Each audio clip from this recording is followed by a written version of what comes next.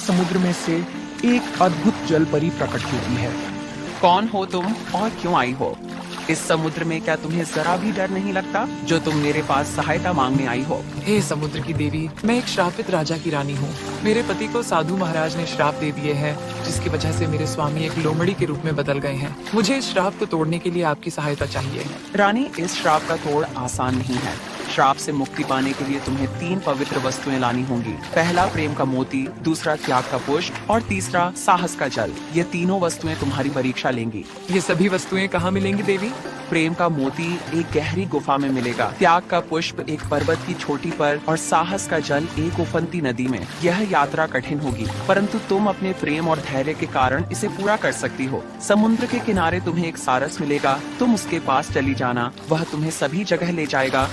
इतना कहकर जलपरी वापस समुद्र में चली जाती है और सारस अपने ऊपर बैठाकर उसकी मंजिल की ओर ले जाता है। रानी उसकी बताई गई जगहों की ओर यात्रा करने के लिए चली जाती है। राजा विक्रम अपनी रानी रुक्मिणी के साथ रहा करते थे। एक दिन राजा ने ऐलान किया कि जो भी रास्ते में घर और झोपड़ी है उसे जल्द से जल्द हटाया जाए, क्योंकि राजा के घोड़सवारी में दिक्कत होती है। सैनिकों, रास्ते में जो भी घर और झोपड़ी नजर आती है उसे वहाँ से उखाड़ फेंको, और जो इस काम को रोकता है उसे बंदी बना लो और उसके घर पर बुलडोजर चलवा दो। राजा के आदेश पर सैनिक गांव में जाकर ऐलान कर देते हैं। यह सब बात सुनकर गांव के लोग बहुत दुखी होते हैं। यह राजा हम लोग को चैन से जीने नहीं देगा। लगता है घर को खाली करना ही पड़ेगा, नहीं तो यह कुछ बुरा करवा देगा। हाँ भाई, तुम सही कह रहे हो। यह राजा तो बहुत ही अहंकारी हो गया है। अपने भलाई के लिए गरीबों को सता रहा है। अब तो हमें भगवान ही बचाएंगे। और डर के मारे अपना घर छोड़ने के लिए मजबूर हो जाते हैं। इधर सैनिक जंगल के रास्ते पर एक झोपड़ी के पास जाते हैं। उस झोपड़ी में एक महान तपस्वी साधु रहा करते थे। सैनिक उनके पास जाकर उनको चेतावनी देते हैं।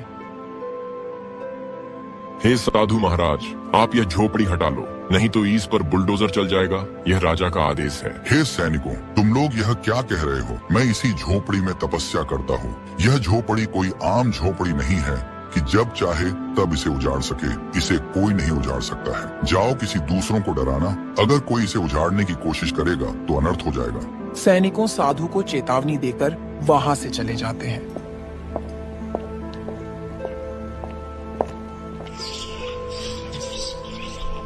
अगले दिन राजा रानी महल के बगीचे में टहल रहे थे।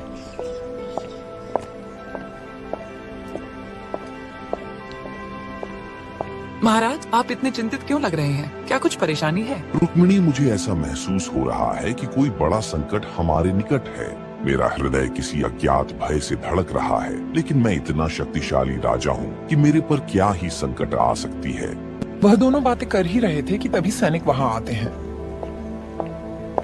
महाराज जी, एक बुरी खबर है। बोलो, क्या बुरी खबर है? किसकी इतनी हिम्मत जो हमारा बुरा कर सकता है? महाराज, जंगल के रास्ते में एक साधु की झोपड़ी है। वह झोपड़ी हटाने के लिए तैयार नहीं है। अरे सैनिकों, तुम भी क्या किसी साधु ढोंगी को भी हटा नहीं पा रहे हो? चलो, मैं कल चलकर उस साधु को समझाता हूँ। अगले दिन राजा साधु के पास जाते हैं।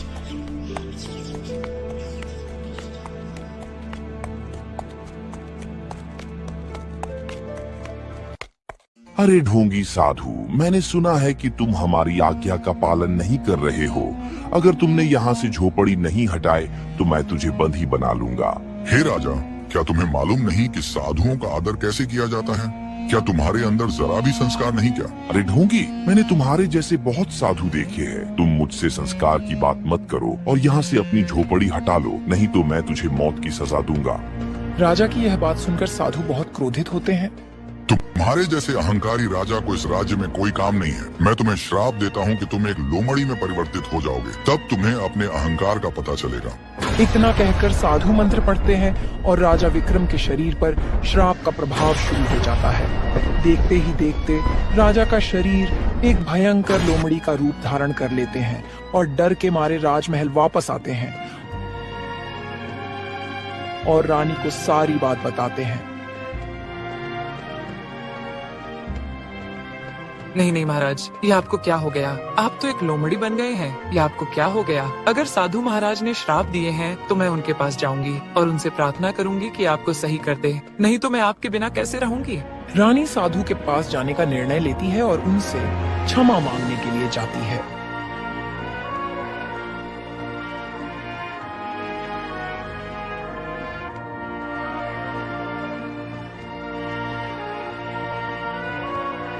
हे साधु महाराज, हमारे स्वामी को क्षमा कर दीजिए, उनसे भूल हो गई है। मैं अपने स्वामी से बहुत प्रेम करती हूँ। अगर आपने उन्हें श्राप से मुक्त नहीं किया तो मैं यही सर पटक पटक कर मर जाऊंगी। रानी साहिबा, यह श्राप इतना आसान नहीं है जितना तुम सोच रही हो। इस श्राप की मुक्ति चाहिए तो तुम्हें एक विशिष्ट जल परी की सहायता लेनी पड़ेगी, जो महासागर के गहरे हिस्से में रहती है और इस श्राप का तोड़ वही जानती है। तुम्हें वहाँ जाना होगा, परंतु सावधान रहना। जल परी तक पहुँचने के लिए तुम्हें बहुत धैर्य और साहस की आवश्यकता होगी। इतना सुनते ही रानी वापस राजमहल जाती है।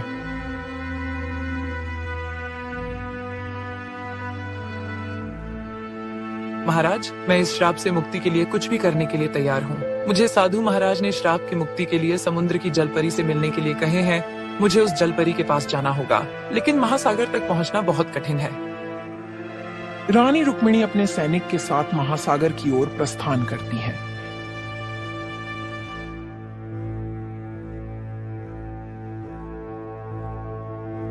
कई दिनों की यात्रा के बाद वे समुद्र तट पर पहुंचती हैं।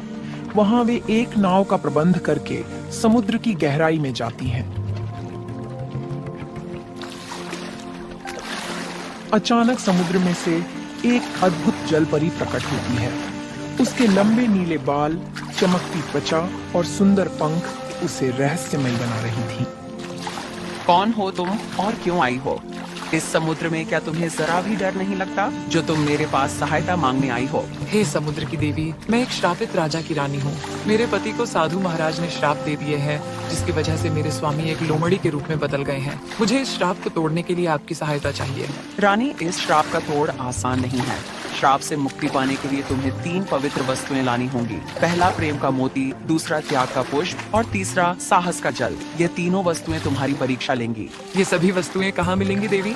प्रेम का मोती एक गहरी गुफा में मिलेगा, त्याग का पुष्प एक पर्वत की चोटी पर और साहस का जल एक उफनती नदी में। यह यात्रा कठिन होगी, परंतु तुम अपने प्रेम और धैर्य के कारण इसे पूरा कर सकती हो। समुद्र के किनारे तुम्हें एक सारस मिलेगा, तुम उसके पास चली जाना, वह तुम्हें सभी जगह ले जाएगा। इतना कहकर जलपरी वापस समुद्र में चली जाती है। रानी समुद्र के किनारे जाती है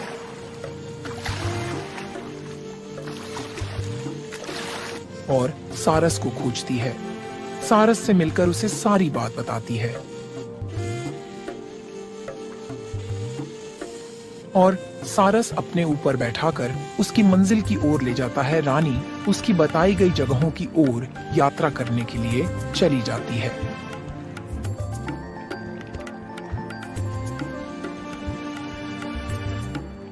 जाते जाते उसे एक गुफा नजर आता है। रानी उस अंधेरी गुफा में प्रवेश करती है। गुफा के भीतर भयंकर आवाज सुनाई देती है। ये तो बहुत डरावना है, लेकिन मुझे हिम्मत से काम लेनी होगी। मुझे अपने प्रेम की शक्ति पर भरोसा रखना होगा। यही प्रेम मुझे मोती तक पहुंचाएगा। रानी धीरे धीरे गुफा के भीतर बढ़ती जाती है। सभी बाधाओं को पार करके अंत में उसे एक सुंदर मोती दिखाई देती है। रानी वह मोती उठाती है और गुफा से बाहर निकल आती है। उसके बाद रानी एक ऊंचे पर्वत पर जाती है, जहां त्याग का दिव्य पुष्प पर्वत की कठिनाइयों को सहन कर वह पुष्प तक पहुंचती है।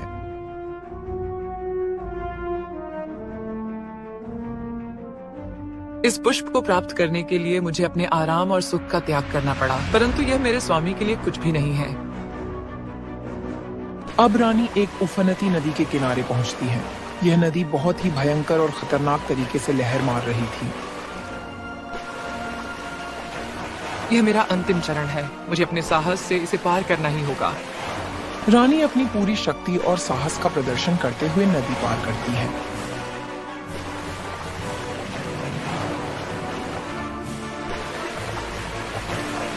और पवित्र जल भर लेती है।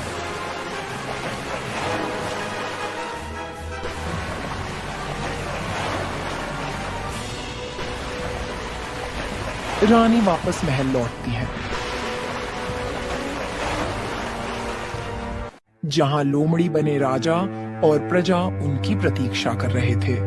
वह तीनों पवित्र वस्तुएं साधु को अर्पित करती हैं। साधु राजा के लोमड़ी रूप को देखकर मुस्कुराते हैं और एक मंत्र पढ़ते हैं।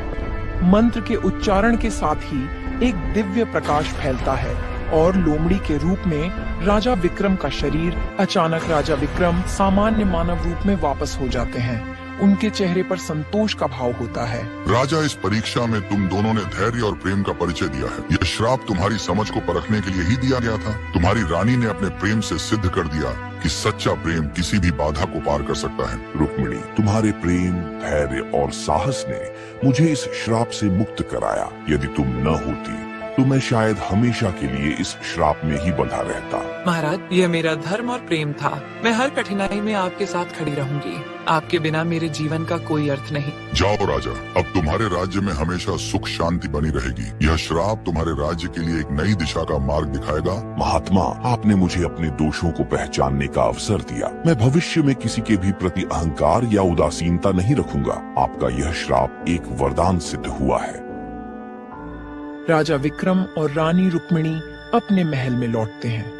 राजा अपने सिंहासन पर बैठते हैं और रानी उनके पास खड़ी होती है और अपने प्रजा से विनम्रता से क्षमा मांगते हैं। प्रिय प्रजाजनों, आज से हमारा राज्य प्रेम, त्याग और साहस का प्रतीक बनेगा। जो भी संकट आएगा हम सब मिलकर उसका सामना करेंगे और अब से मैं सभी लोगों से प्रेम और विनम्रता से पेश आऊंगा और मैं किसी को किसी तरह का कष्ट नहीं दूंगा। सभी प्रजा के लोग राजा की बात सुनकर खुश हो जाते हैं और खुशी खुशी अपने घर चले जाते हैं। रामगढ़ नामक राज्य में सम्राट वीर नाम के एक राजा रहते थे। राजा को अपनी सुंदरता और अधिक धन पर बहुत घमंड था, लेकिन राजा की प्रजा उनसे बहुत ही नाराज रहती थी क्योंकि राजा के कारण राज्य में चारों तरफ भुखमरी रहती थी। मंत्री जी, कहिए राज्य का क्या हाल है? राज्य के लोग अच्छी तरह से हुकूम मान रहे हैं ना? महाराज, राज्य का हाल बहुत अच्छा है। सभी लोग आज्ञा का पालन कर रहे हैं और भला आपके होते हुए हमारे राज्य में कोई हमारे खिलाफ हो सकता है क्या? भला सही कहा आपने मंत्री जी। क्या मेरे जैसा सुंदर और अधिक शक्तिशाली राजा किसी राज्य में हो सकता है क्या? बिल्कुल नहीं महाराज। आपके जैसा राजा किसी दूसरे राज्य में तो क्या पूरे संसार में भी नहीं है। राजा मंत्री जी की बात सुनकर बहुत प्रसन्न हो जाते हैं और अपनी कच्छ में चले जाते हैं। एक दिन राजा अपने महल के बगीचे में बैठकर अपने पालतू शेर से बात कर रहे थे। कैसे हो शेर खान तुम?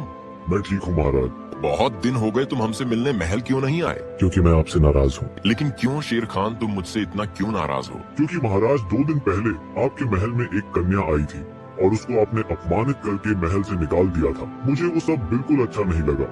ओहो, तो यह बात है। अरे बुद्धू, तुमने देखा नहीं वह कन्या कितनी बदसूरत थी और मुझे बदसूरत लोग बिल्कुल पसंद नहीं। अभी राजा शेर से बात ही कर रहे थे कि तभी मंत्री जी उनके पास आते हैं। महाराज, आपने मुझे बुलाया क्या? हाँ मंत्री जी, आज मैं राज्य का दौरा करना चाहता हूँ, इसलिए आप मेरे साथ चलने की तैयारी कीजिए। ठीक है महाराज, मैं अभी सारी तैयारी कराता हूँ।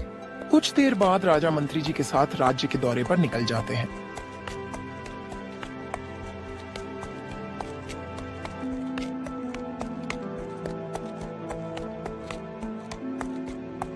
रास्ते में एक बदसूरत आदमी उनके पैर पकड़कर रोने लगता है। महाराज, मेरी मदद कीजिए, मैं बहुत मुसीबत में हूँ। दूर हटो, दूर हटो। कहाँ से नीच लोग मेरे सामने आ जाते हैं? महाराज, मेरी मदद कीजिए वरना हम मर जाएंगे। ठीक है, पहले दूर हटो, छोटी जात के बदसूरत आदमी। अरे दोस्त, तुम्हें एक बार में बात समझ नहीं आती क्या? महाराज से दूर हटकर बात करो। मंत्री जी रहने दीजिए, आप भी क्या ऐसे बदसूरत लोगों को समझा रहे हैं? महाराज, ये आप क्या कह रहे हैं? आप ऐसी बात मत कीजिए, हम गरीबों पर दया करें। अरे तुष्ट, तेरी इतनी औकात कि तू मुझसे इस तरह बात करे? नहीं नहीं महाराज, मुझे माफ कर दीजिए। मैं तो सिर्फ आपके पास मदद मांगने आया हूँ। ठीक है, बताओ कैसी मदद चाहिए तुम्हें? महाराज, मेरा नाम रामू है। मैं इस जंगल में अपने छोटे से परिवार के साथ एक टूटी फूटी झोपड़ी में रहता हूँ। तो तुम मुझसे क्या चाहते हो? महाराज, मेरे परिवार में सिर्फ मैं ही कमाने वाला हूँ और लोग मेरी बदसूरत शकल और छोटी जात के कारण मुझे लोग काम देने को तैयार नहीं है। अच्छा, तो कहाँ है तुम्हारा परिवार? महाराज, बस थोड़ी दूर पर एक जंगल के किनारे है। ठीक है, हमें वहाँ ले चलो, हम भी तो देखें कि तुम सच बोल रहे हो या झूठ। वो आदमी राजा और मंत्री को अपनी झोपड़ी के पास ले आता है।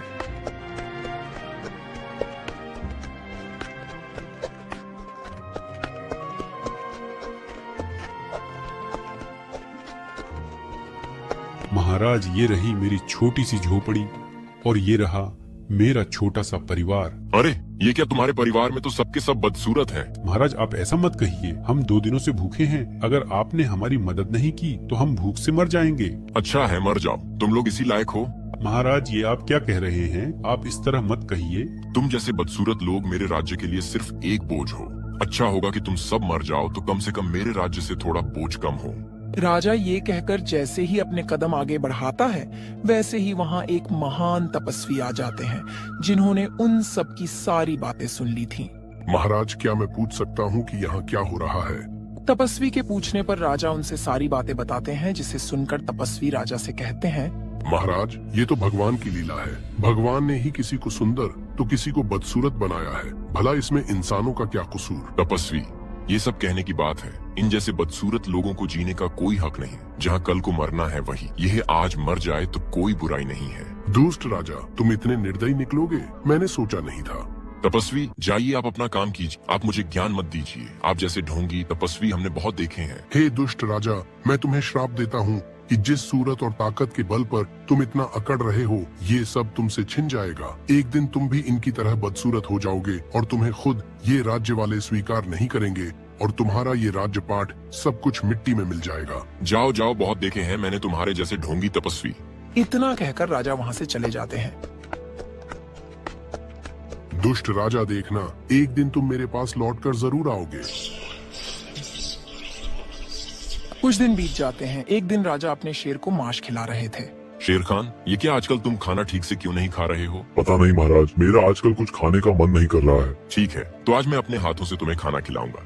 इतना कहकर राजा अपने हाथों से शेर को खाना खिलाने लगते हैं। खाना खाते समय गलती से शेर उनकी एक उंगली काट लेता है। उफ, शेर खान, ये तुमने क्या किया? तुमने मुझे क्यों काटा? क्षमा चाहूंगा महाराज, गलती से लग गया। शेर खान की बात सुनकर राजा वहाँ से चले जाते हैं। कुछ देर बाद राजा के शरीर पर अचानक से अजीब अजीब से निशान दिखने शुरू हो जाते हैं। अरे ये निशान कैसा है? मुझे ये क्या हो रहा है? अभी राजा अपने शरीर पर निशान ही देख रहे थे कि तभी मंत्री जी वहाँ पर आ जाते हैं। महाराज, ये क्या? ये आपके शरीर पर और चेहरे पर निशान कैसा है? पता नहीं मंत्री जी, ये क्या हो रहा है? ये मेरे को क्या हो रहा है? और फिर देखते ही देखते राजा की सुंदरता बदसूरती में बदल जाती है। मंत्री जी, जल्दी वैद्य को हमारे पास लेकर आइए। राजा के आदेश पर मंत्री जी वैद्य को तुरंत बुला लाते हैं। वैद्य जी, ये मुझे क्या हो रहा है? जल्द से जल्द मेरा इलाज कीजिए। क्षमा चाहूंगा महाराज, मगर आपको बहुत सारी बीमारियां हुई हैं, इसका कोई इलाज नहीं है। वैद्य जी इतना कहकर वहाँ से चले जाते हैं। कुछ देर बाद राजा खुद को शीशे में देखकर डर जाते हैं। ये मुझे क्या हो गया?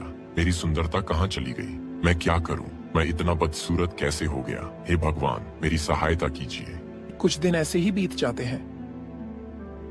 एक दिन राजा अपनी बदसूरत शक्ल के साथ महल की गद्दी पर बैठे थे कि तभी एक बूढ़ी औरत उनके पास आती है। कहिए अम्मा, मैं आपकी क्या सहायता कर सकता हूँ? महाराज, आप पहले खुद की सहायता कर लीजिए, फिर किसी की कीजिएगा। आपका क्या मतलब है? तुम क्या कहना चाहती हो? आपको अपनी सुंदरता पर बहुत घमंड था ना, जिसके वजह से आपने मेरी मजबूर पुत्री को अपमानित करके महल से निकाला था, और आज आप खुद को देखिए क्या से क्या हो गया है। आपको अभी भी लगता है कि राज्य की प्रजा एक बदसूरत अहंकारी राजा से कोई मदद लेना चाहेगी। बूढ़ी औरत ये कहकर हंसते हुए वहाँ से चली जाती है। मंत्री जी, आज के बाद ये औरत मुझे नजर नहीं आनी चाहिए, नहीं तो मैं इसे फांसी की सजा दूंगा। अभी राजा मंत्री जी को आदेश ही दे रहे थे कि तभी उनके पास कुछ विरोधी राजा आते हैं। सम्राट वीर, हमें नहीं लगता कि अब आप इस राज्य को संभाल पाएंगे, इसलिए आपका इस राज्य को छोड़ना ही बेहतर होगा। और फिर सारे विरोधी राजा मिलकर राजा सम्राट वीर को अपमानित करके राज्य से निकाल देते हैं।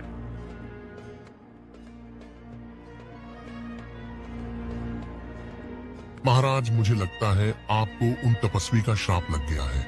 हाँ मंत्री जी, मगर अब मैं इस श्राप से मुक्ति कैसे पा सकता हूँ? मेरी तो जिंदगी खराब हो गई है। महाराज, अगर आप उन तपस्वी से माफी मांगो तो शायद आपका श्राप खत्म हो जाए। लेकिन हम उन्हें खोजेंगे कहाँ? उनका तो कोई पता नहीं है। ये तो मुझे भी नहीं पता महाराज, क्यों ना हम अलग अलग होकर उन्हें ढूंढने का प्रयास करना चाहिए। हाँ मंत्री जी, ये ठीक रहेगा। फिर राजा और मंत्री अलग अलग होकर तपस्वी को ढूंढने निकल जाते हैं।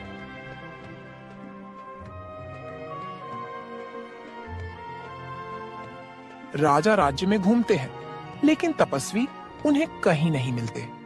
फिर राजा उदास होकर ऊंचे पर्वत पर जाते हैं। अब मैं बहुत थक चुका हूँ। शायद यही मेरे कर्मों का फल है। मुझे जीने का कोई हक नहीं। मैं इस पहाड़ी से कूदकर अपनी जान दे दूंगा। इतना कहकर राजा जैसे ही पहाड़ी से कूदने के लिए अपनी कदम बढ़ाते हैं, वैसे ही वही तपस्वी आकर आवाज लगाते हैं। ये आप क्या कर रहे हो राजा साहब? तपस्वी महाराज, मुझे माफ कीजिए। मैंने लोगों के साथ बहुत बुरा किया। अब मुझे अपने पापों का एहसास हो गया है। आप मुझे माफ करके अपना श्राप वापस ले लीजिए। राजा, आपको अपने पापों का एहसास हुआ, यही अच्छी बात है। लेकिन मैं अपना श्राप वापस नहीं ले सकता। लेकिन हाँ, एक रास्ता है जिससे आप इस श्राप से मुक्त हो सकते हैं। कौन सा रास्ता तपस्वी जी? राजा, मुक्ति का मार्ग कठिन है। अगर तुम वास्तव में इसे पाना चाहते हो तो तुम्हें सेवा, त्याग और प्रेम का मार्ग अपनाना होगा। तुम्हें अपने अहंकार को त्यागना होगा और दूसरों के कल्याण के लिए काम करना होगा। तपस्वी राजा को 3 कार्य करने के लिए कहते हैं। पहली, तुमने जिनका अपमान किया उन्हें जाकर क्षमा याचना करो और उनके प्रति अपनी भक्ति प्रदर्शित करो। दूसरी, अपनी प्रजा के कष्टों को समझो, उनके दुखों का निवारण करो और उनके कल्याण के लिए जीवन व्यतीत करो। और तीसरी, तुम्हें त्याग और तपस्या में रहकर अपने हर स्वार्थ का परित्याग करना होगा। राजा ने अपने राज्य में लौटकर गरीबों की सेवा, दान पुण्य और जरूरतमंदों की सहायता करनी शुरू की। उसने अपना समय तप और साधना में बिताना प्रारंभ कर दिया। धीरे धीरे उसका शरीर फिर से ठीक होने लगा। प्रजा राजा से प्रसन्न रहने लगे और राजा का शरीर फिर से सुंदर होने लगा और उसका श्राप खत्म हो जाता है और राजा अपने प्रजा के साथ खुशी खुशी जीवन बिताने लगते हैं।